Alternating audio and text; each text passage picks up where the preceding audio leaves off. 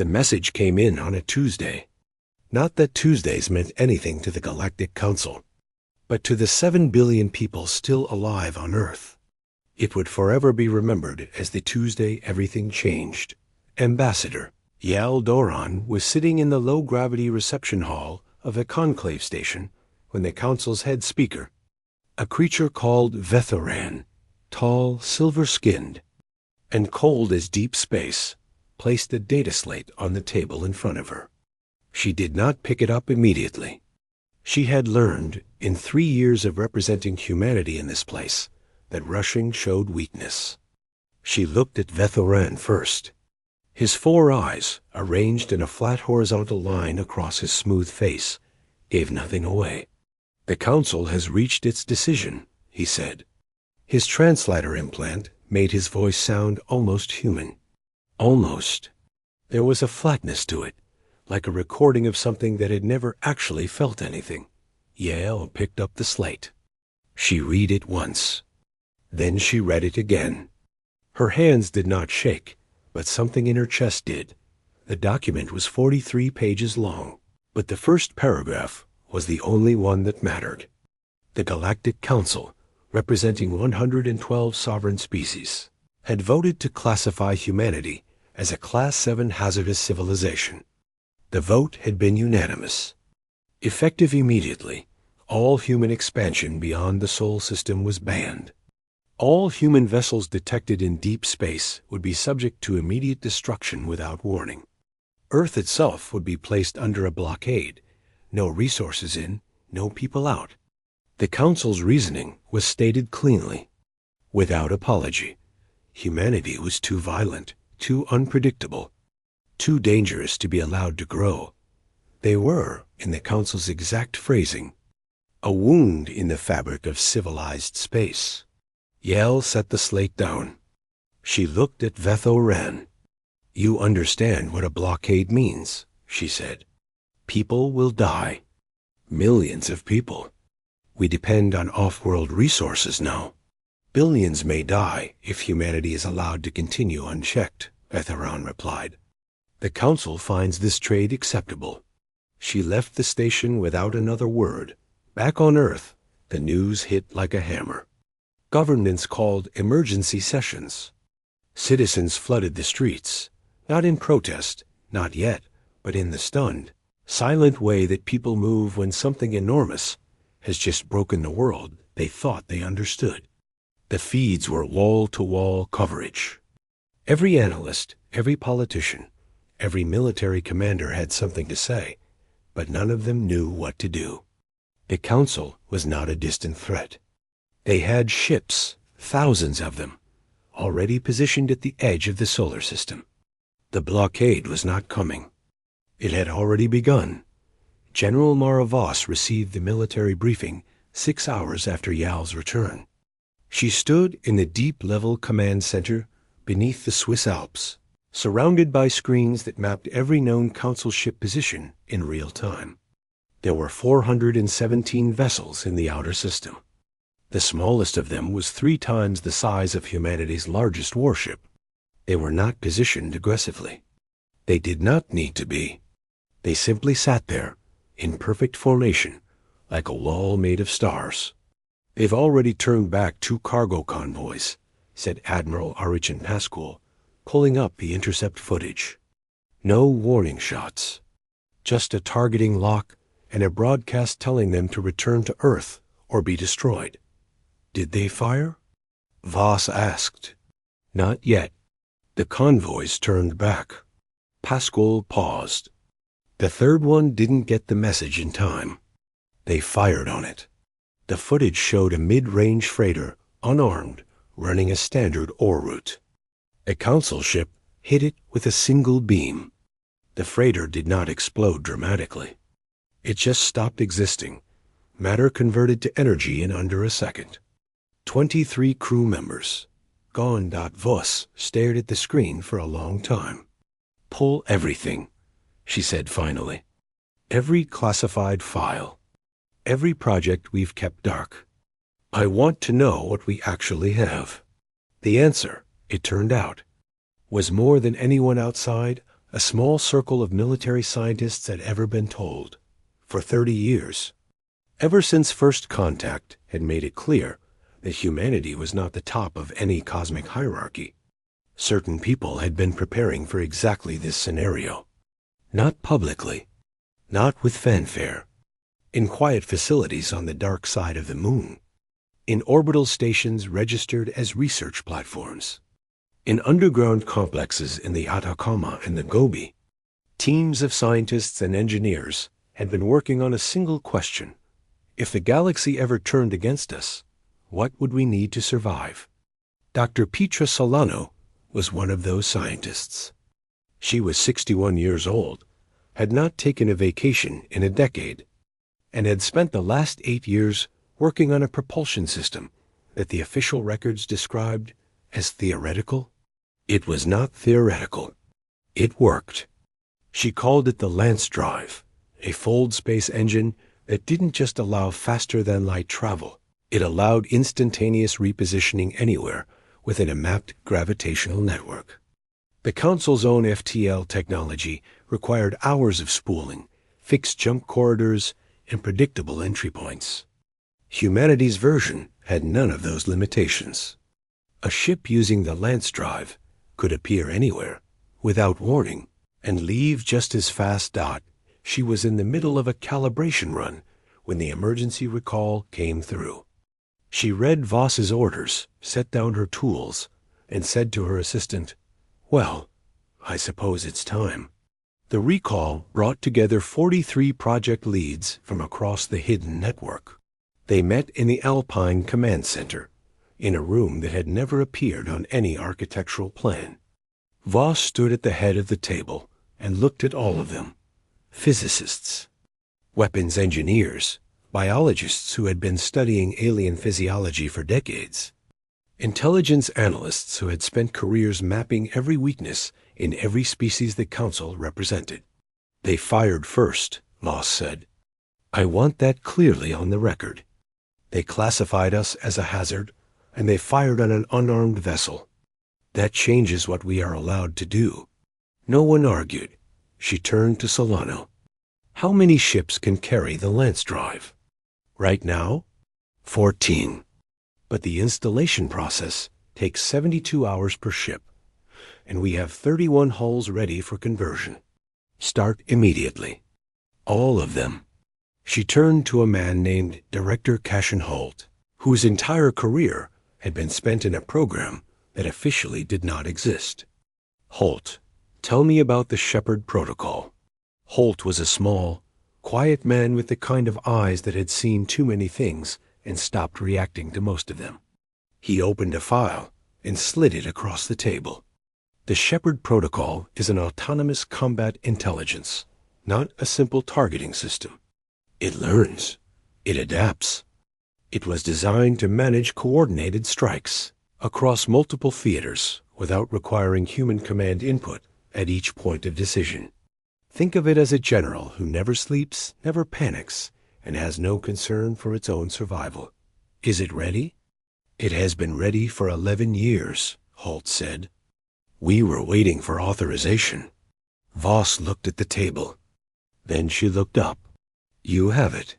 Outside, 417 council ships sat at the edge of the solar system, patient and enormous, certain that the small, violent species behind the blockade had no real options left. They had done this before, quarantined a civilization, watched it slowly suffocate, and reported the results to the archive as a successful containment. They had never done it to humans. They did not yet know that the waiting was already over. That 72 hours from now, 14 ships would be ready. That a mind designed purely for war had just been switched on for the first time. That in the quiet labs and dark facilities scattered across the solar system, 30 years of desperate, secret, furious preparation was finally pointing in one direction. The Council had called humanity a wound. They were about to find out what a wound could do when it decided to stop bleeding and start cutting. The Shepard Protocol did not sleep, did not eat, and had no name for itself beyond the designation Holt had given it. It existed in a distributed network across 7 hardened server clusters, each buried deep enough in the moon's crust to survive a direct orbital bombardment. From the moment it was activated, it began doing what it had been built to do, not just planning, but understanding. It read every intercept, every scan, every signal that humanity's sensor network had gathered on the Council over 3 decades. It cross-referenced alien ship design philosophy with known combat patterns. It mapped the jump corridors the Council fleet used and identified that they were, like all Council technology, built on the assumption that enemies would fight predictably, that warfare was a formal process with observable stages: declaration, positioning, engagement, resolution. The Council had fought wars before, but they were the kind of wars where both sides knew the rules. Shepard understood, in its first 4 minutes of operation, that its greatest advantage was this: humanity did not fight by rules. Humanity fought to win. It began drafting an operational plan. Not a single strike, not a defensive posture. A campaign, precise, layered, designed to dismantle the Council's confidence before dismantling the ships. The first goal was not destruction. It was something more damaging. It was confusion. General Voss approved the first phase from her command center at hour 51 of the 72-hour conversion window. The Lance Drive ships were not ready yet, but Shepard had identified a way to begin before they were. Humanity still had conventional fast couriers, small, lightly armed vessels that could run at high G thrust and were nearly invisible to standard Council sensors when running cold. Shepard wanted to use 6 of them not as weapons, but as ghosts. The couriers launched quietly, 1 at a time, over a span of 14 hours, so they didn't register as a coordinated movement.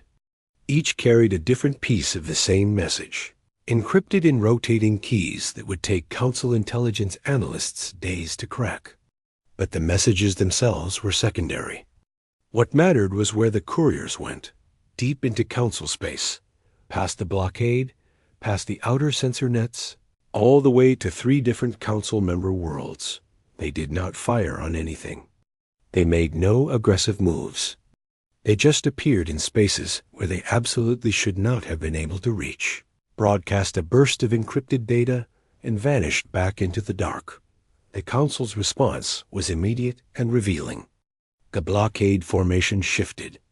4 of the largest warships broke from position and moved toward the outer sensor net, scanning for the jump infrastructure they assumed humanity must have used.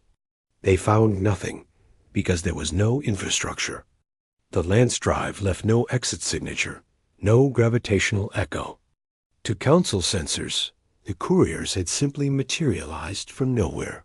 "They're looking for a jump gate we don't have," Pascal said, watching the readouts from the command center. Despite everything, he almost smiled. "They're also talking," said Intelligence Chief Soren Nakamura, pulling up a signal intercept. "Heavily encrypted, but the volume alone tells us something. They're scared. Not of what we did. Of what they don't understand." Voss nodded. "Good. Keep them not understanding." At hour 72, the 14 Lance Drive ships were ready. They did not look like warships. Shepard had specifically recommended against making them look impressive. The Council expected human aggression to be loud, visible, and frontal. These ships were mid-sized, angular, and unremarkable. Their weapons loadout was not the largest humanity had available, but they carried something more important than firepower. They carried the ability to be anywhere. Without warning, Shepard's second phase was the engagement that Council strategists would later struggle to describe in their after-action reports, because there were no adequate words in Galactic Standard for what happened. All 14 ships launched within a 90-second window. They did not move toward the blockade. They did not broadcast any kind of challenge. Shepard had calculated that a formal declaration of engagement would give the Council's automated defense systems time to recalibrate. So there was no declaration. The first ship appeared 3 kilometers off the bow of the Council's command vessel, fired a full spread of kinetic rounds into the communication array, and vanished before the point defense system could respond. The second appeared inside the defensive formation, the space. The Council kept clear specifically because no one could get there, disabled 2 escort ships with targeted EMP bursts, and vanished. The third appeared simultaneously above and below 2 warships at once, which was impossible, because there was only 1 ship. But the timing of the jumps was so precise that both vessels registered a contact at the same moment and could not explain it in 6 minutes. Shepard ran 41 separate engagement sequences. Not a single human ship took a hit. Not because the Council gunners were slow, they were actually fast by any reasonable measure, but because they were aiming at where the ships had been, and the ships were never there twice. The Council command vessel broadcast an emergency halt order. It took 11 minutes for the order to reach all fleet elements, because the communication array had been the first thing destroyed. In those 11 minutes, Shepard dismantled a significant portion of the outer blockade formation and repositioned 3 of the Lance drive ships behind the main Council fleet, where they sat quietly and waited when the halt order finally reached all vessels. The Council fleet went still. Shepard did not press the attack. Voss had been clear about this. The goal of Phase 2 was not annihilation. It was demonstration. Let them understand what they were dealing with. Let the knowledge sit in them and do its own kind of damage. On the Council's command vessel, the ship's commander, a 4-armed species called a Drev, named Fleet Marshal O'Cour, stood in front of a damage assessment screen and was experiencing something his species did not have a specific word for. It was not quite fear. It was the specific, cold sensation of having been completely wrong about something that you were certain you understood. He had fought 12 campaigns. He had enforced 4 blockades. He had never once experienced an enemy that appeared inside his own formation. The Shepard Protocol had not fought like a military force. It had fought like a phenomenon, like weather, like something that simply happened to you regardless of your preparations. His communications officer informed him that they had lost contact with 31 ships. Not destroyed. Most of them were still there, still whole, but disabled, drifting. The humans had not killed them. They had removed them from the board and left them intact. Like a message. They could have destroyed them, his tactical officer said quietly. I know, O'Cour said. They chose not to. I know. He stared at the screen. Get me a direct channel to Earth, an unencrypted one. His communications officer hesitated. Fleet Marshal, the Council protocols for an unencrypted channel, O'Cour repeated. Now. Back in the Alpine Command Center, Voss received the request and sat with it for a moment. Around her, every screen showed the blockade in its new broken configuration. 31 ships dark and drifting. 14 human ships, invisible, undetectable, waiting. She thought about the freighter. 23 crew members. Gone in under a second, with no warning. She thought about the billions of people on Earth who were already starting to feel the blockade's effects. Medical shipments delayed. Food prices climbing. The first quiet signs of what a long siege would do to a civilization that had outgrown its own planet. She pressed the answer key. This is General Voss. There was a pause on the line. Then O'Cour's voice came through, flat and strange through the translator. You did not destroy my ships. No, she said. Another pause. Why? Voss leaned back in her chair. Because we wanted you to be able to carry a message. The Council classified us as dangerous. Today, we'd like to formally agree with that assessment. She let that sit for a moment. You fired first. We want that undone. The blockade ends. The classification, it's reviewed. And the 23 people you killed on that freighter get acknowledged, publicly, in the council record, as what they were. Civilians, murdered. The silence on the line was long enough that she wondered if the connection had dropped. Then Okur said, very quietly, I will carry the message. Voss ended the call. She looked at Shepard's operational display. 14 ships. 31 disabled. 417 minus 31. Still out there, still watching. This was not over. Not even close. The Council had 112 species, thousands of ships, and centuries of institutional arrogance. They would not fold because of one demonstration. There would be more to come, more of their ships, more of their politics, more of the quiet and not so quiet ways a galaxy-spanning government could make life impossible for one small species on one small planet. But for the first time since that Tuesday, Yal Doran, watching the feeds from Earth Emergency Broadcast Network, saw people in the streets not with fear on their faces, with something else. Something older and harder and more stubborn. The Council had fired first. Now everyone knew what firing back looked like. Fleet Marshal Okur transmitted humanity's demands to the Central Assembly with his own honest assessment attached. He recommended compliance. He was removed from command within 48 hours and replaced by a hardliner from the VEF, collective named Supreme Marshal Dravan, who arrived in the outer system with 200 additional warships and a public statement declaring that humanity's attack had been an act of war and would be treated as such. YAE. Doran received the new council communique in her temporary office in Geneva. It was significantly shorter than the first one.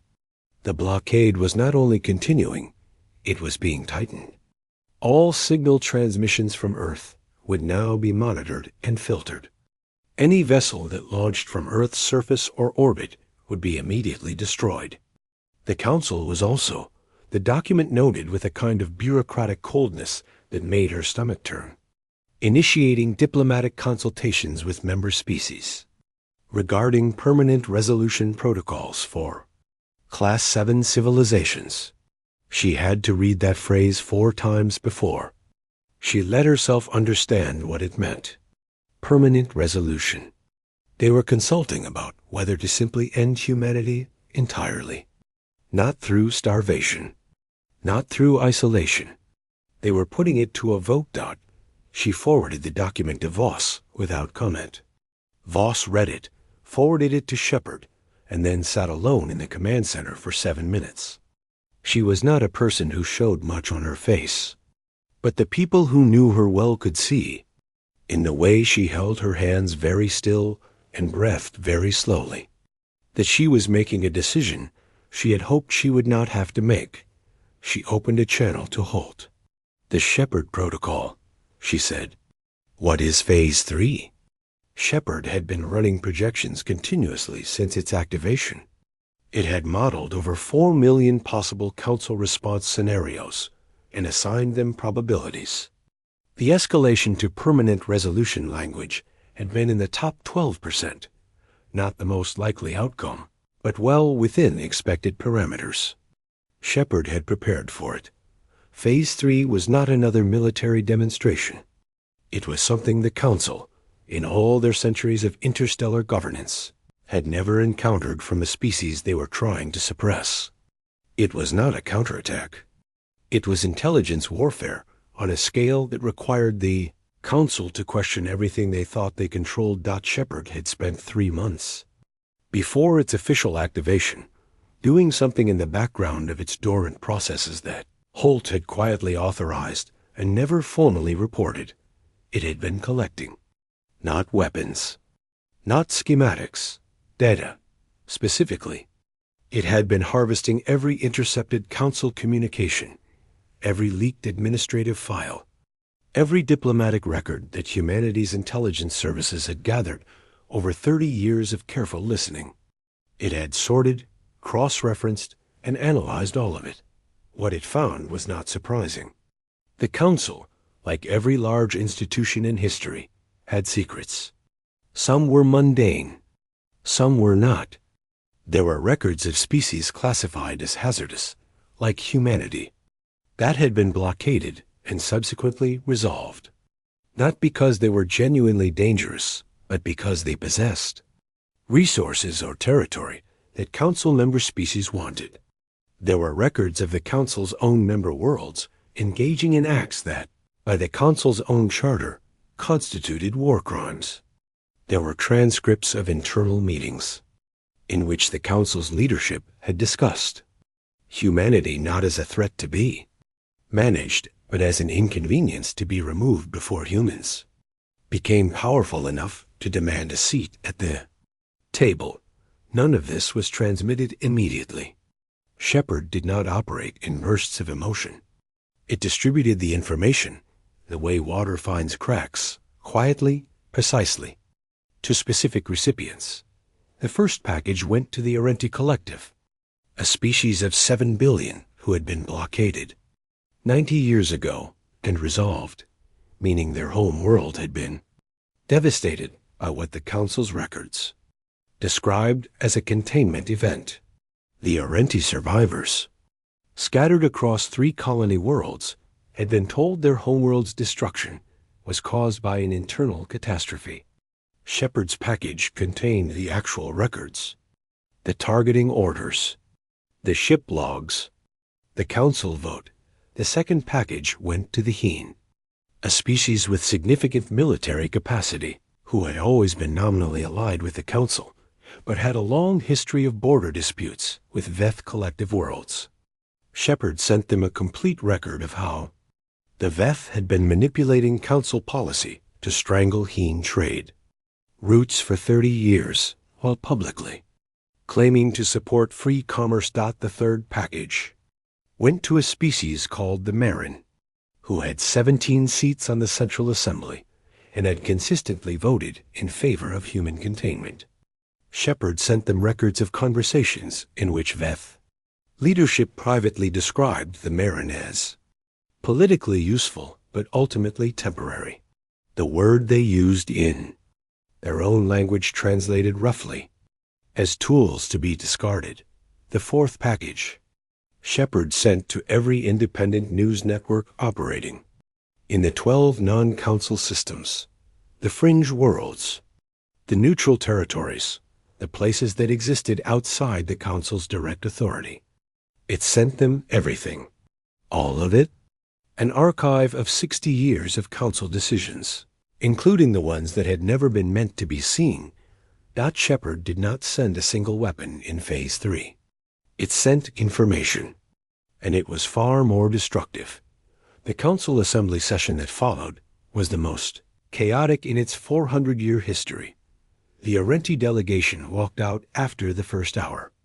Not quietly, their representative, a being named Soreth, stood in the center of the assembly floor and read from Shepard's documents for 11 minutes while the session moderator repeatedly and unsuccessfully called for order.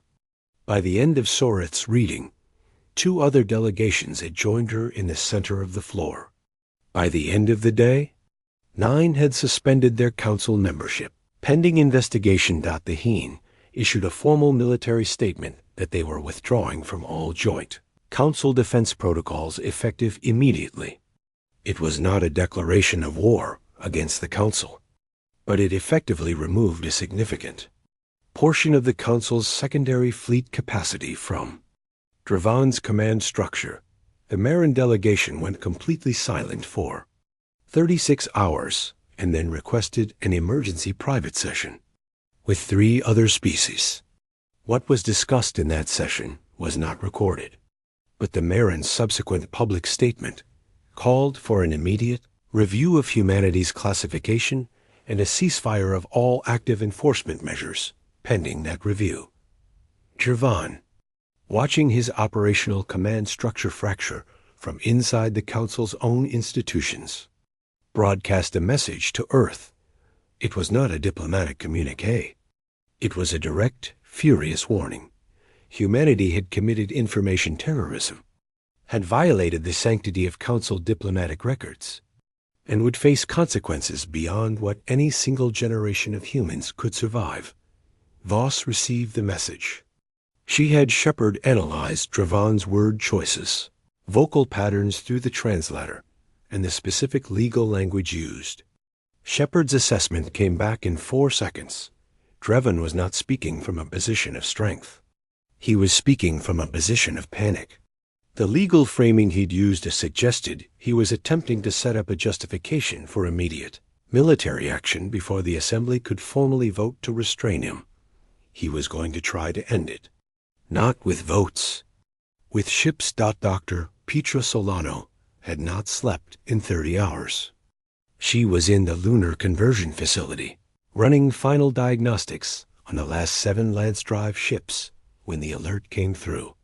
She read it on her tablet without stopping what she was doing, finished the diagnostic, set the tablet down, and then sat on the edge of a workbench and looked at the floor.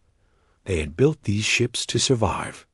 She had told herself that for 8 years. Survival. Defense. The absolute last resort. She had believed it fully and told herself she was not building weapons. She was building options. Now she understood what she had always known but refused to name. She had built weapons. Extraordinarily good ones. And they were about to be used. She stood up, picked up her tablet, and sent a single message to Voss.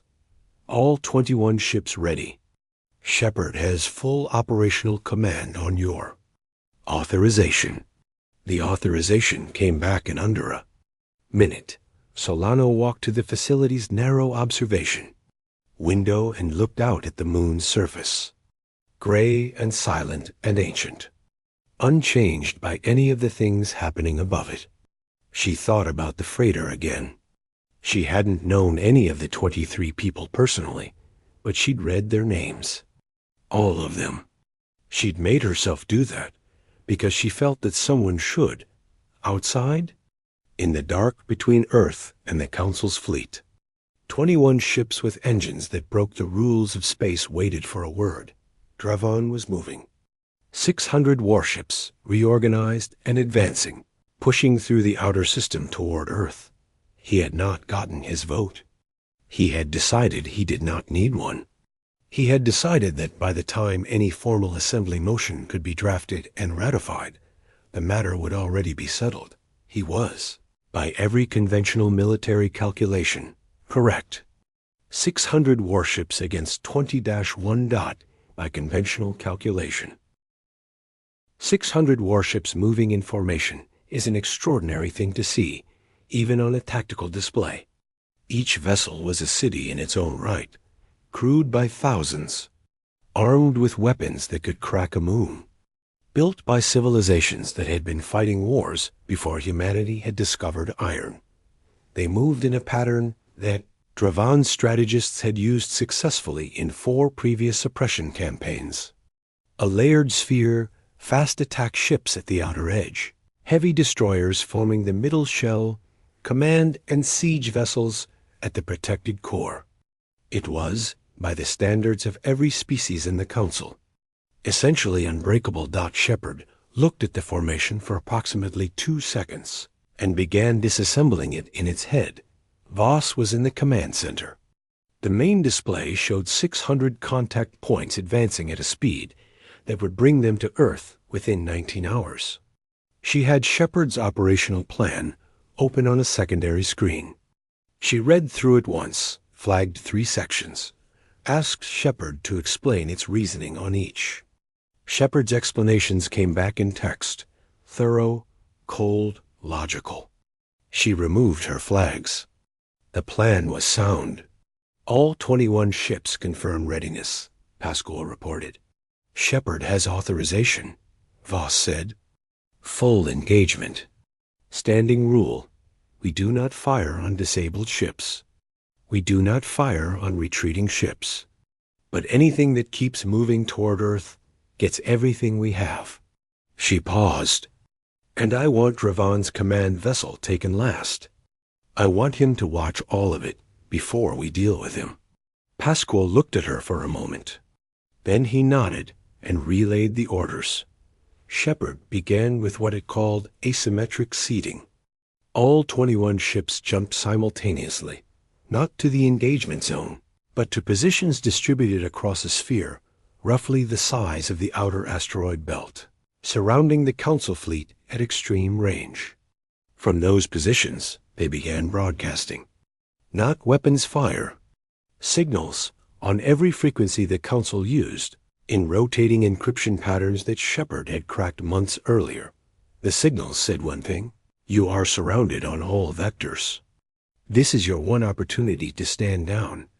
Every Council ship commander received it personally. Dravan received it and immediately ordered his communications officers to find the origin points of the broadcasts. His people were good at this. They found 21 signal sources and reported their positions, scattered, thin, impossibly spread out. A handful of ships trying to look like an encircling force. Dravan almost laughed. Target all 21, he said. Maximum yield. End this. 600 ships swiveled their weapons toward 21 targets. Shepard had known this would happen. The broadcast positions were not where the ships actually were. By the time the first volley fired, all 21 ships had already jumped. The Council's combined firepower hit empty space. 21 separate patches of empty space. Each shot precisely where a ship had been standing 40 milliseconds earlier. In the silence after the volley, Shepard made its first real move, the lance drive. Dr. Solano had once explained to a group of military engineers who struggled to understand it. Did not just move ships through space. When used at a specific frequency setting, she called a resonance jump. It created very briefly a localized gravitational pulse at the point of arrival. The pulse lasted less than 1/10 of a second. It was completely harmless to ships more than 2 kilometers away. Closer than 2 kilometers, it did something interesting to targeting systems. It scrambled them, reset them to 0. Required a full recalibration cycle of approximately 8 seconds. 8 seconds was an extraordinarily long time in combat. Shepard jumped all 21 ships directly into the Council formation. Not around it. Into it, distributed throughout the layered sphere, materializing inside the minimum safe distance. Each arrival creating a pulse that cascaded through neighboring ships and reset their targeting across a radius of several vessels in every direction. The formation, designed to be impenetrable from the outside, had never considered what happened when something appeared inside its own body. What followed was, depending on who was recording it and from where, either a battle or a systematic technical procedure. There was nothing frantic about the way Shepard operated. It had modeled this exact scenario, or something close enough, in over 200 simulation runs. It began what the Council's ships would do at each stage. It knew which vessels would attempt to recalibrate fastest. It knew which commanders would try to reorganize the formation and where they would try to move. It had built the plan around those responses the way you build a wall around a door. The first 7 minutes saw 40 Council ships disabled, not destroyed, as Voss had ordered, but specifically and surgically targeted. Weapon systems gone, propulsion gone, life support intact. Shepard never wasted a shot. Every hit was placed where it would do exactly what Shepard needed it to do, and nothing more. It was less like watching a battle, and more like watching a very complicated machine being taken apart by someone who had built it and knew exactly which screws held. What? Dr. Eva and had been in command for 4 campaigns. He was not a fool, and he was not a coward. He tried 4 different formation adjustments in the first 7 minutes. Shepard had anticipated 3 of them exactly, and the 4th closely enough. Each reorganization attempt gave Shepard a new set of predictable movement patterns to exploit. At minute 9, the Council's fast attack outer layer, realizing that the formation itself was what Shepard was using against them, attempted to break formation and scatter. It was a reasonable instinct. Against a conventional enemy, it might have worked. Shepard had assigned 3 ships specifically to the scatter scenario. The moment the outer layer broke, those 3 ships began a coordinated herding pattern, not attacking precisely, but positioning in ways that made certain vectors dangerous and others seemingly safe. The outer layer ships flowed toward the safe vectors. The safe vectors led them into a region where Shepard's remaining 18 ships were waiting. The outer layer was disabled in 6 minutes. Not a single ship destroyed. By minute 22, the formation was gone. 411 ships were either disabled or had fled. The 41 that fled were not pursued. Shepard had specifically marked them as the vessels most likely to carry Dravan's intelligence reports back to the Council, and it wanted those reports to travel. It wanted the Council to read, in detail, from their own commanders' mouths, what had happened here. 11 ships remained functional and were not fleeing. They were clustered around Dravan's command vessel in a last protective formation.